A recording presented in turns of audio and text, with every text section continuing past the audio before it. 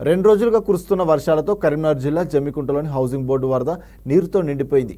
ఈ వరద నీటి ప్రవాహంలో కొట్టుకువచ్చిన ప్లాస్టిక్ బాటిళ్లతో పాటు చెత్తను 6వ వార్డు కౌన్సిలర్ శ్రీపతి నరేష్ వర్షాన్ని సైతం లెక్క చేయకుండా మున్సిపల్ సిబ్బందితో కలిసి క్లియర్ చేశారు. వర్షం కురుస్తున్న సమయంలో ప్రజలు అప్రమత్తంగా ఉండాలని, కరెంటు స్తంభాలు ఇంటిపైన ఉన్న వైర్లను తాకరాదని సూచించారు.